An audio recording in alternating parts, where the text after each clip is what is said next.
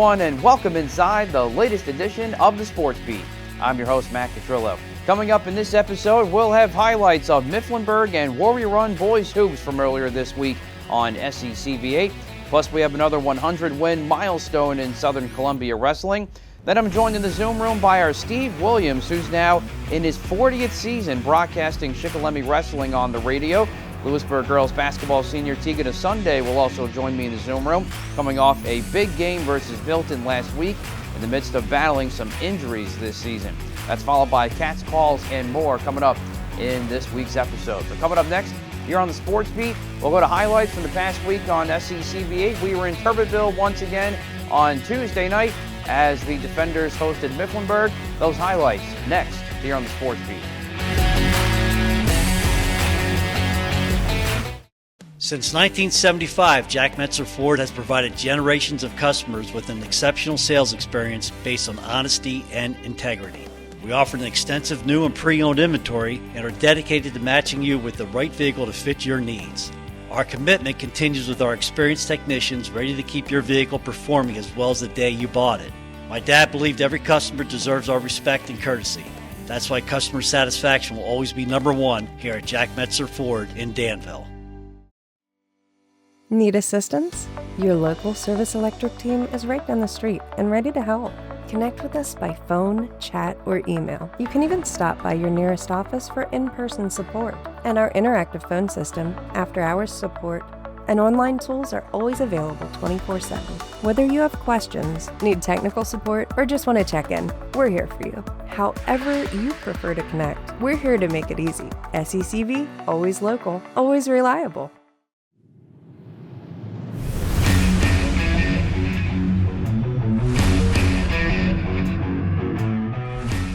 Welcome back inside the Sports Beat, everybody. Matt Catrillo here with you. Tuesday night, we were in Turbinville once again for Warrior Run and Mifflinburg in a big one in Hack 3 boys action.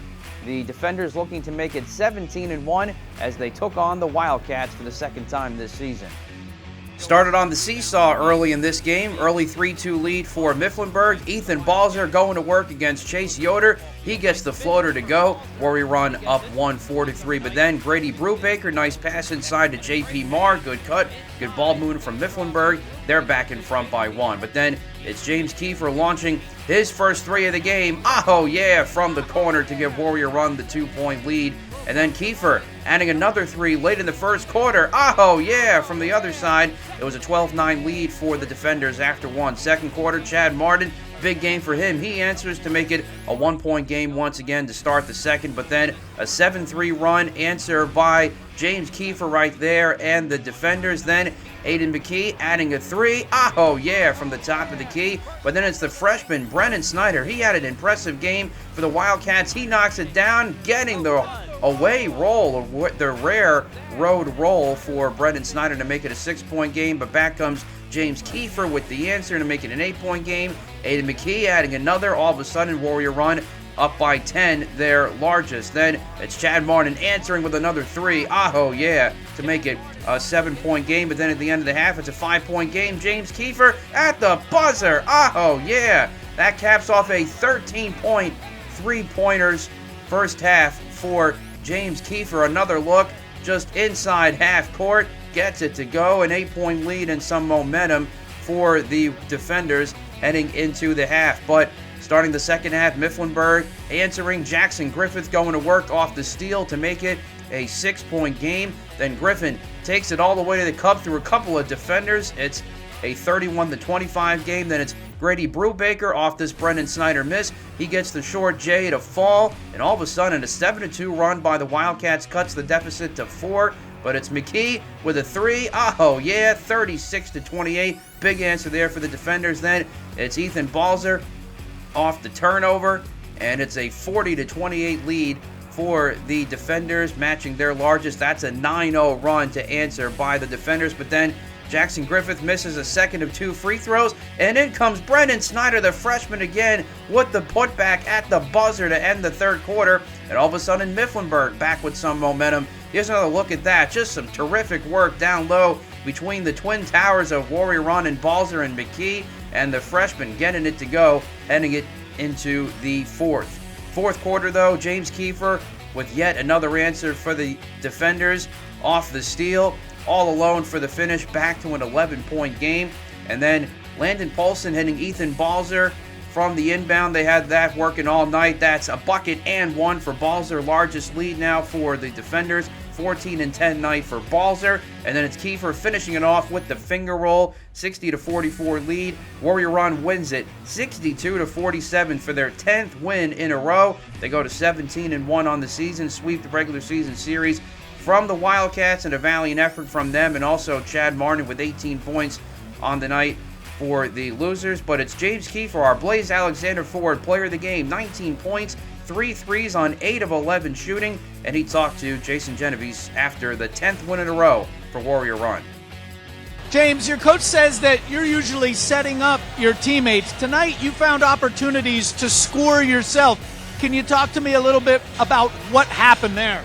Well, I'm a pass-first guard, but the play we had, it gave us an opportunity for me to get downhill, and my teammates did a good job, opening that up for me and getting downhill to score. And I always have the kick out to Aiden too, so it plays well. We play well off each other. It's just fun to play with, You never know who's going to have a night. Could be Landon, could be Aiden, could be Balzer, could be me.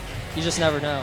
How does that make you guys so dangerous, that balanced scoring attack? It just, it's hard to defend 4 people at the same time that are all good like us, We find ways to score, and our defense is just as good as our offense, if not better, and it's what keeps us in games. I mean, heck, it's been rare that we've given up a 50-point game this year, and it just showed again tonight. Talk to me a little bit about your coaches. You guys are atop your conference, undefeated, but you've got a target on your back, right? You think that way. What is that mindset about? Why is it so important to keep that mindset? It's just we do know people are coming after us, but as long as we go in focused and composed and poised, we're gonna come out on top. Big goals for this team here. A lot of seniors starting. Can you talk to me about what some of those goals that you've set for yourself? Obviously, a PHAC championship. We're coming for that. So far, we're doing pretty good in our conference, and obviously, we're going for a district championship. Last year, we came up short, and it was heartbreaking, but this year, we're coming for it. And we've got another century mark milestone within Southern Columbia Wrestling. Congrats to Rowan Humphrey on his 100th career win. That's the second Tigers wrestler to hit the milestone in the last few weeks, which also included Braden Andrews. So congrats again to Rowan Humphrey on joining the 100-win club for the Southern Columbia Tigers wrestling program. Coming up next here on the Sports Beat, we're going to keep things going on the wrestling mat to bring in our Steve Williams for a special interview in the Zoom room. He's now in his 40th season in broadcasting Shikellamy wrestling on the radio, so that's coming up next in the Zoom room, followed by Teagan Osunde from Lewisburg girls basketball. And in the Zoom room next here on the Sports Beat.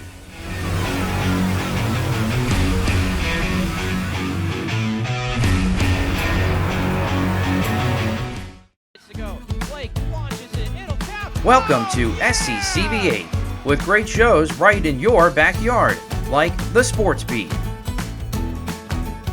in your neighborhood,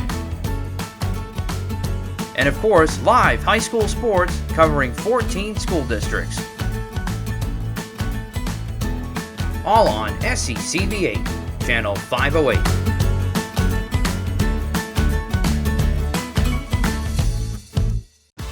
TiVo Plus. All the TV you could ever dream of. Personalized and streaming 24/7. Your favorite shows, movies, videos, and more. All in one easy experience you know and love. Streaming TV that's free, binge-worthy, and always on. Is this great or what? TiVo Plus.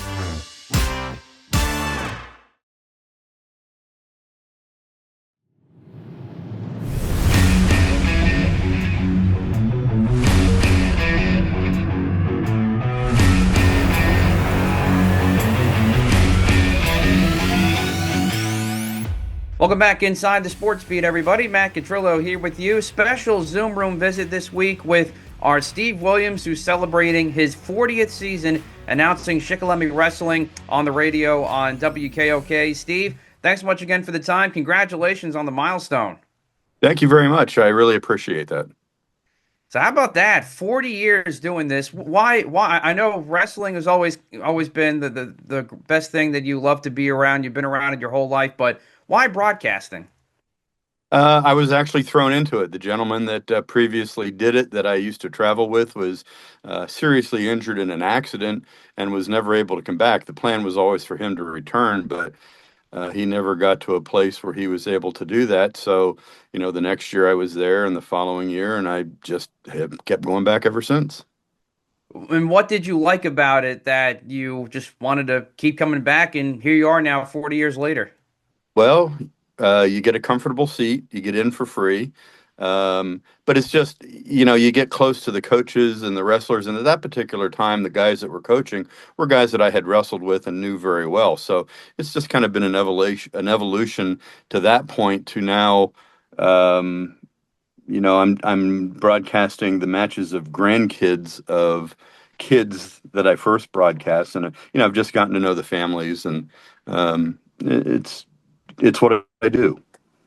But what's it like just seeing? I mean, you and I have had these conversations all the time, and we've done games on air. I know you and Carl have when you've done our wrestling matches in particular, and Mark Longenhagen and Mark Temple and everybody. But what's it really like? Is it mind-boggling to you sometimes that you're doing like second, third generations of people that you either wrestled with or knew with growing up? Yeah, that is. I mean, that I've been around that long, but it's really great. It's great when people will come back and they'll say, "Do you remember me?" Yeah, I absolutely remember you.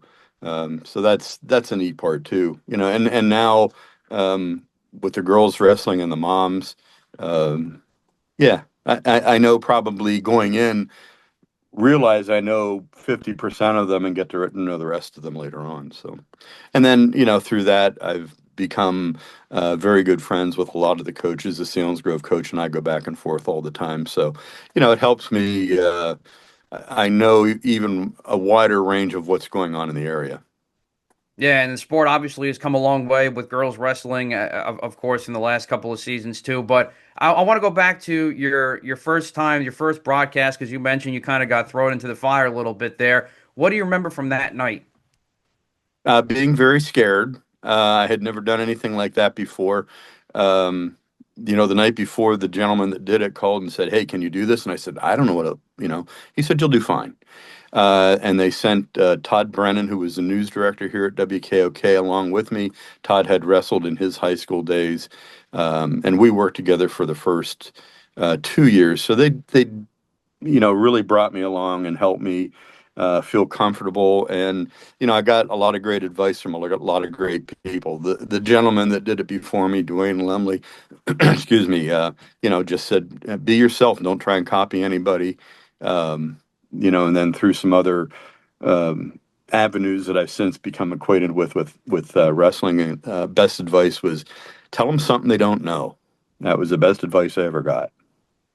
Yeah, I think so, and especially with this sport in particular, which is a sport that some people may not be familiar with. Obviously, wrestling's big around here, but you never know who might be listening. So that's absolutely the truth there.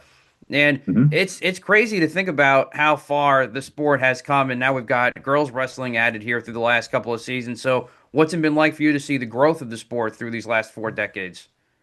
Oh, it's been great. You talk about the girls, just in the last 3 years, the leaps and bounds that they have grown in the next, well, within the next 10 years. I think you're going to see the state powers come from this part of the state. We've got some very good girls wrestling.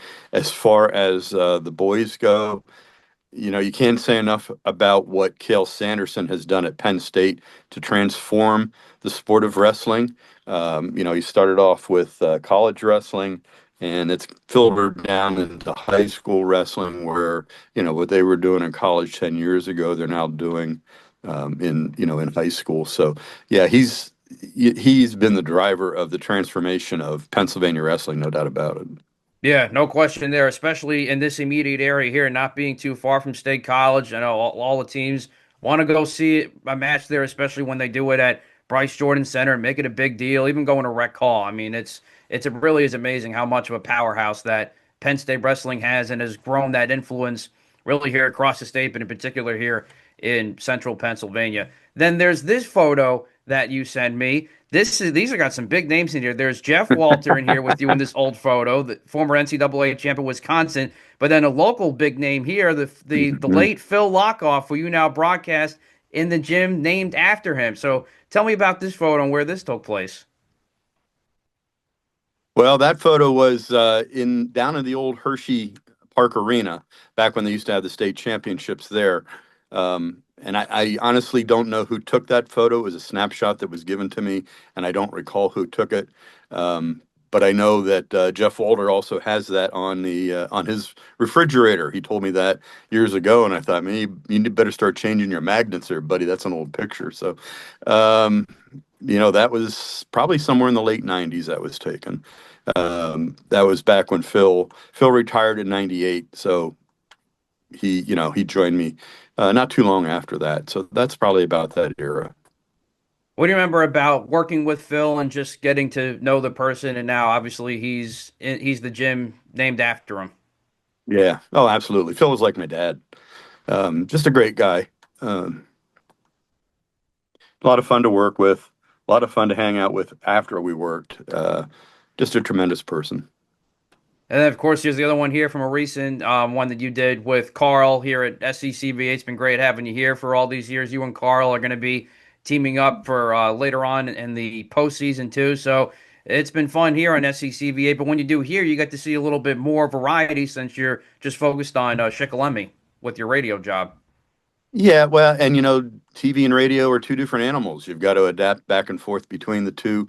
But working with Carl is always a lot of fun. Carl and I have done so many different things. We've done baseball, softball, lacrosse, field hockey.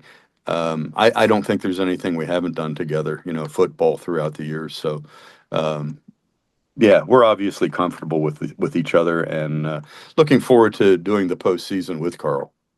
Yeah, absolutely. Looking forward to that. And then just getting back to just your career in general. So it starts with broadcasting and wrestling. You've obviously done many other sports, especially for us too. I know you're very passionate about dirt track racing down at Selinsgrove Speedway. You take pictures, you cover stuff for the Daily Item too. So what kind of made you want to broaden your horizons after you got started with wrestling in this field? Good question. Never thought about it. I've always enjoyed photography. I enjoyed photography long before I got involved with even broadcasting. One of the big purchases I made right out of college was a camera, and just always enjoyed it. Always enjoyed automobile racing, and just kind of matched the two up. Digital technology has really increased that a lot. And the thing is that it makes you useful to the people that are running these things. So, and then as far as writing, I befriended the local sports writer from the Daily Item, Dave Harold. Dave wanted to retire. He said, you seem to have a good way with words. Why don't you try writing? So he got me into that. And, so as a result, I write and do photography for the Daily Item. I also write for a local, I shouldn't say local, it's an East Coast regional racing newspaper.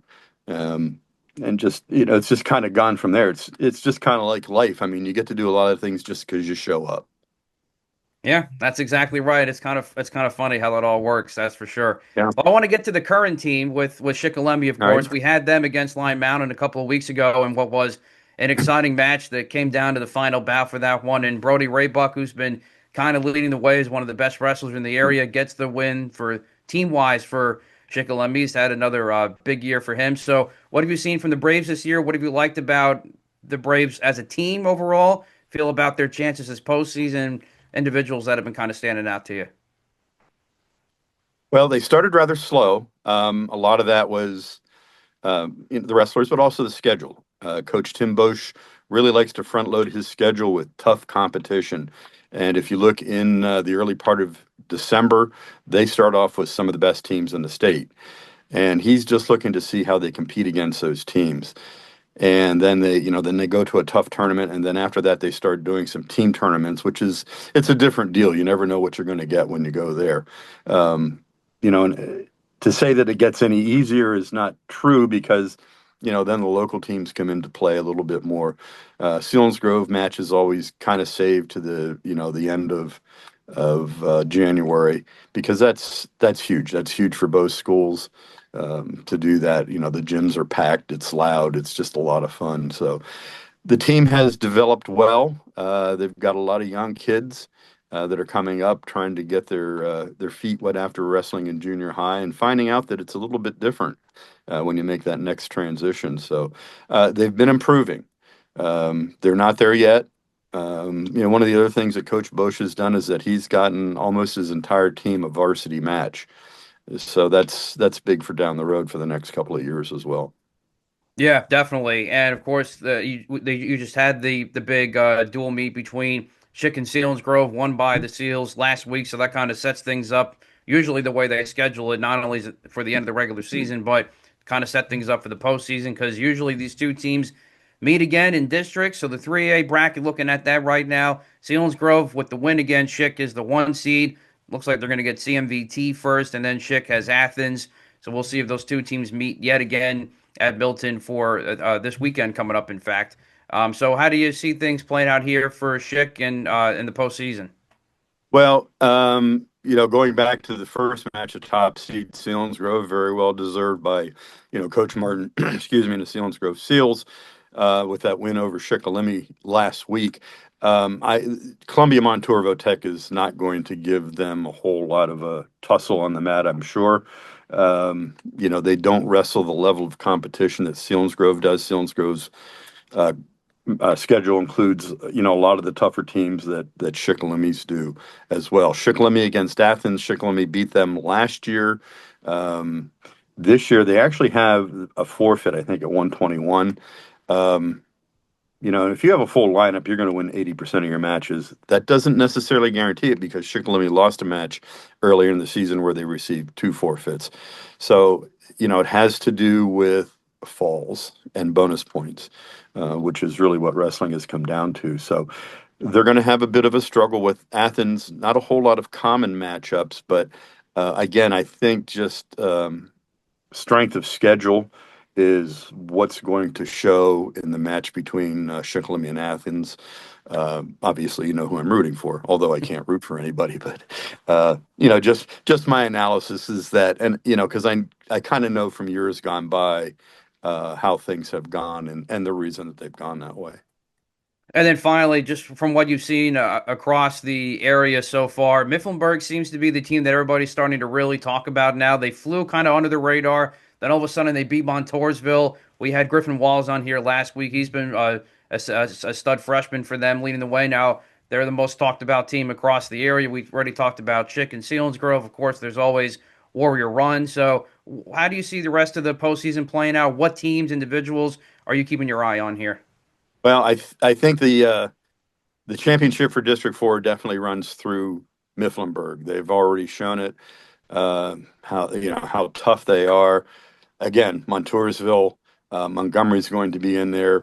Warrior Run has some tough kids, but they have some holes. That's their biggest problem. But Mifflinburg, if you think, I think it was 2 or 3 years ago, they only had a handful of wrestlers. So they have really built that program up, and you don't just build it overnight by getting a couple kids out of the hallway. It's all done, down at the youth level. And, the dads that are sitting up in the stand screaming at the kids, they're the ones that do it. They're the ones that, load up the cars and take them to tournaments and put up with the shenanigans. Not that I'm saying that they did, but I did put up with them at one time. But, that's where the program is really built. In those early years with those kids to not only get them ready physically, but also to get them ready mentally. And Mifflinburg they've got a great program. They always have. It's just, every now and then it was cycling down. Now it's cycling back up. Yeah, certainly is. It's fun to see everything come to full circle on the mat, off the mat. And of course, with your career, Steve, it's been fun looking back on these last 40 years and hopefully many more for you coming up here, either with us and with Shikellamy Wrestling over on WKOK. Good luck with the rest of the season. We'll see you with Carl in a couple of weeks for the postseason here, and should be fun. Alrighty. Thank you very much, Matt. It's been great talking to you again. And that is Steve Williams, 40 years as the wrestling announcer for Shikellamy Wrestling on WKOK and also here on SECV8. Back after this, here on the Sports Beat.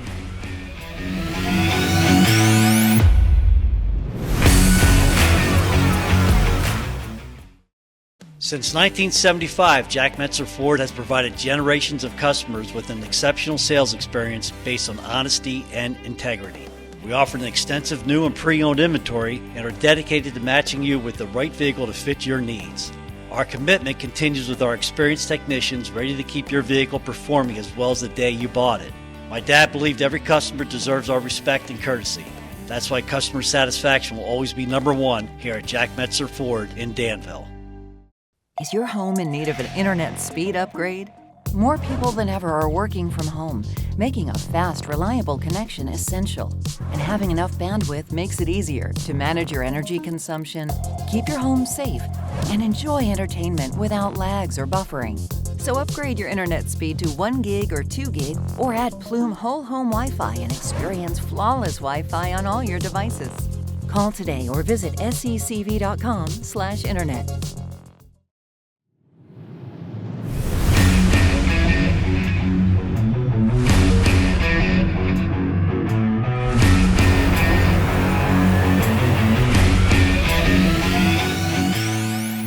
Welcome back inside the Sports Beat, everybody. Matt Catrillo here with you. Joined now from Lewisburg girls basketball, Teagan Osunde. Teagan, good to have you here. Thanks so much again for the time. You too. Thank you. Well, it's been a tough season for you and the team for numerous reasons, mostly because of the injuries, including yourself. I mean, let's just start with yourself just in general, battling through the shoulder and the ankle injuries. We saw what happened against Milton the first time around, but you have bounced back, obviously, since then. But what's this season been like? What challenges have you been facing with battling through these injuries this year yourself? Yeah, it's been tough. I actually had 2 surgeries. My first surgery was my knee surgery. Middle October, I retore my meniscus. So my surgeon went in and then fixed that up. And then 2 weeks later, I went back there and he went into my shoulder to fix all the shoulder issues that I have going on in here. So that set me back for the beginning of basketball season. I'd say I was probably out for the first third of the season just from my surgeries alone. And then, like you said, right off the bat against Milton, less than a minute into the game, I sprained my ankle. And that was a pretty bad sprain, honestly. I'd say it's probably the worst one I've ever had. And I'm still kind of having some issues with it, but it's doable. So injuries. I can only imagine what was going through your mind when that was also your first start of the season, too, in the first go-round against Milton. What was going through your mind that first minute when you go down with the ankle? Honestly, it was, you're actually kidding me. Like, are we serious right now? Like, I only lasted a minute. Like, are we serious? I was pretty worried, though, because I've broken my ankle before. It's my other ankle, but, like, it did not feel good. It's probably the worst ankle pain I've had. So I was really concerned. I did not think I was going to go back into that game. I didn't see myself going back in, but somehow with the adrenaline rush, I got back out there, felt a little loose. The trainer actually asked me if I wanted him to tape me, but I was like, nope, we're going to go with it because we didn't have much time for that. And went out there, and obviously we lost, but we fought hard. And after the game, my ankle pain was pretty significant after the adrenaline rush was off, but it's all right. We're doing great. Yeah, much better now. Much better situation for you now. I know you missed the next 2 games, I think, and then you came back against Central, which we were there for too. That a couple Friday nights ago. But now for the team itself, I mean, Maddie Moyers also tore her ACL during the summer. That was a real big blow for your team, and there were a couple other girls that have been and were battling injuries too. So, what's this year been like for the team, just facing all these challenges? I think this year has been a test for us. I mean, coming into this season, obviously we have a bunch of new freshmen, and we lost some seniors from last year. Obviously, we lost Maddie, but at no point was I lacking confidence in our ability to play well. I mean, if you look at our roster, we have the pieces to be absolutely destroying people. I mean, if you look at the score against Milton the other night, like, we destroyed them and we lost them last time. I think it's just a matter of how well we work together as a team and having confidence in each other. I think that's the part that we kind of lacked in the beginning of the season. But when we break it down, 4 games and after practices, it's family, not like team, not LBG, it's family.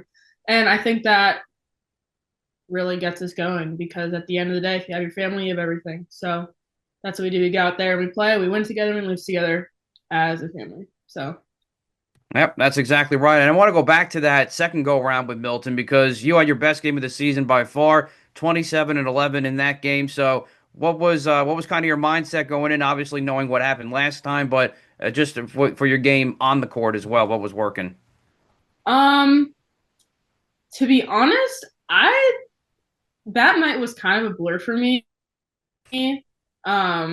First half of the game, it was weird. The first quarter, I was like super lightheaded, and I actually like couldn't feel my arms. So at one point, I actually subbed off, and I ate a snack real quick, and I had one of my teammates' moms get me a Gatorade so I could get some more electrolytes in me.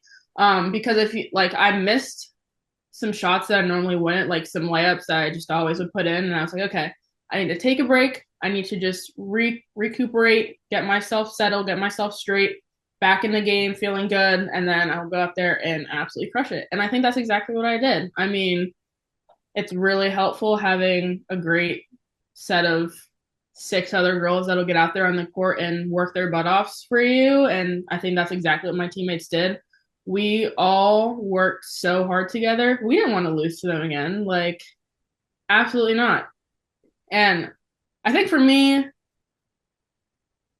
it almost felt easy, not because of our opponents whatsoever, but because of the people I was playing alongside of. Like, one of my captains, Addie Shikellamy, like, when I'm on the court with her, I feel like I can do anything. Like, we are the best pairs. Almost like me and Maddie Moyers were last year. Like, when we're out there, me and Maddie Moyers were the most lethal combo I think you could have in District 4. Like, it's really hard to guard one of us, but you put both of us together, it's almost impossible. And that's how I feel confidence-wise when I'm out there with Addie Shikellamy. It's pretty awesome. Now, on the other hand, my foul shots, I mean, imagine the game I would have had if I made my foul shots. I usually don't miss. So it's definitely frustrating for me, but my teammates always were cheering me on and, like, hyping me up the entire time. So it was pretty great. So just getting back to what you've been doing, and of course now you got track and field coming up once the season's over. You're heading to Penn State for track and field. So let's start with that first. With Penn State, what made that the right fit for you? Oh my gosh. So I obviously living in Lewisburg, we're really close to State College, and so my family has season tickets. Like, we've been going to Penn State games since I can remember. Like, family already bleeds blue. My father graduated from there. My mom got her master's there. Like, Penn State family. If you look at the diplomas on the wall, we actually have a Penn State of a Nittany Lion. I mean, a picture of a Nittany Lion on our wall. And to be honest, I was kind of surprised in my decision to go to Penn State, because there was a moment in time where I was like pretty heavy set on University of Pennsylvania. I love the campus. It just kind of felt magical to me. And then one day I got a call from Coach Hill, and he wanted to recruit me really, really bad. And I kind of had counted other schools out, because I was like, you know what? I love Penn. I want to go there, whatever. But then I got to know Coach Hill, and I think that changed everything for me. Bring it back to basketball season, I think that it showed me that how good of a coach you have means absolutely everything. And talking to Coach Hill and meeting him and building a relationship with him showed me that that is exactly the kind of coach that I want. He's charismatic. He's hilarious. You can be comfortable around him. And there's like this no BS thing that we have, like the team has. And it's like, say you're in practice and you keep messing up your technique. My teammate's not going to come up to me, and he's not going to come up to me and say, oh, no, you're doing great. Like, it looks great. No, like, no BS. This is what has to happen. Like, this looks good, but you got to fix this, because everyone wants to get better. And, like, I absolutely love that. And then also the interactions I had with the players and by players, I mean every single athlete that I met there, because we went to the performance dining hall and every athlete is there, volleyball players, football players, track athletes. And the interactions I had with them felt very real and like raw and honest. And I could see myself having relationships with them, and it was pretty awesome. And one of the big things is also that it's only an hour away from home. And because I have two younger siblings who are my best friends, and also my mom, who's my best friend, I want to be able to support them while I'm gone. And so being able to come back from my brother and sister's sports games is super important to me, and being able to support them in that way. So it's also a really big piece. But I have full confidence. Like, I am so excited for going to Penn State. It's going to be incredible. It's already a home away from home. It's going to be fantastic. I'm so excited. Well, that's exactly what you want to hear. That is really, really, really cool. Your excitement for it, the whole story with Coach, that's awesome stuff. That's great stuff right there. And then being able to be close from home. So happy that it all worked out for you, and we're excited to see how that plays out for you. But what is it about the javelin that's made you so successful over the years? I wish I could tell you. To be honest, I am one of the most like raw athletes you could talk to in terms of technique. I genuinely don't know what I'm doing. I've only been throwing with my upper body, which, if you know anything about javelin is a full body sport. Like, it starts from the ground up, and I only have the up part right now. And so throwing with just my shoulder is what's causing me so much pain and why I had surgery. So to be honest, I don't necessarily know how I'm throwing as far as I am, which is why I'm excited to go to college, because like Coach Hill will be able to tap into everything that I'm, missing. But also I think having such a supportive coach right now, my coach, Mark Temple, is absolutely a phenomenal person, and I can go to him for anything, and he strives to be the best coach he can be for me, and I appreciate that so much. Like, he is an incredible person and coach, so all the credit to him for getting me this far, because I don't know how I'm doing it. Yeah, we love Mark Temple here. He's one of our partners here at SCCV, and I've done some games with him, and he's a great guy, and he's really passionate about you guys and Lewisburg sports. You definitely have the right guy leading the way there. So we love Coach Temple and what he does. So this season, your senior season coming up for track and the Jav, despite all the issues that you've talked about, some of the challenges that you've still been facing, what are you setting as your expectations for your senior season here? My expectations are to get through this season with as little injury to my shoulder as possible. I think that one of the biggest things that I'm doing right now to set myself up for success for this upcoming season is going to physical therapy very frequently. I'm there twice a week, and just building the strength in my shoulder and rotator cuff area is super important. And so just keeping that healthy throughout the season, I think, is going to set me up for more success. I think that once I can start using my lower body, figuring out how to do that, I'm going to absolutely hit some throws. Like, I know that I have more in there. Like, it's so frustrating throwing and knowing that I can go so much farther, but not knowing how to. And so I'm hoping that this season I can start to figure it out a little bit more. And very excited about that. Absolutely. And what you can do, and especially in the future at Penn State, which is a great story. And so, Teagan, thanks so much again for the time. Congratulations on all you've accomplished and on all your sports, not just javelin, of course. Good luck here the rest of the season. And number one thing, of course, stay healthy. Thank you. And that is Teagan Osunde from Lewisburg. And we're back after this here on the Sports Beat.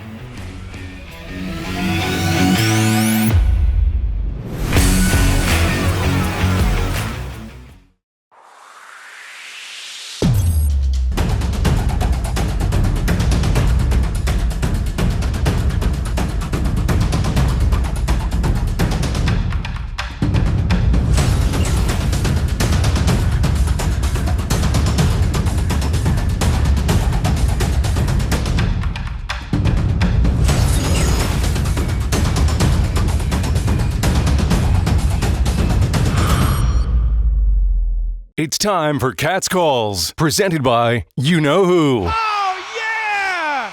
Another 1-1 week for me in Cats Calls. Last week, 4-6 overall. Still got to work on getting above 500. So let's give it a shot this week. The boys action that I'm looking at, also another one in Hack 3 with Southern Columbia hosting Loyalsock later this weekend. I'm going to take the Tigers in that one at home. Loyalsock just really struggling on offense right now. Just simply can't buy a shot.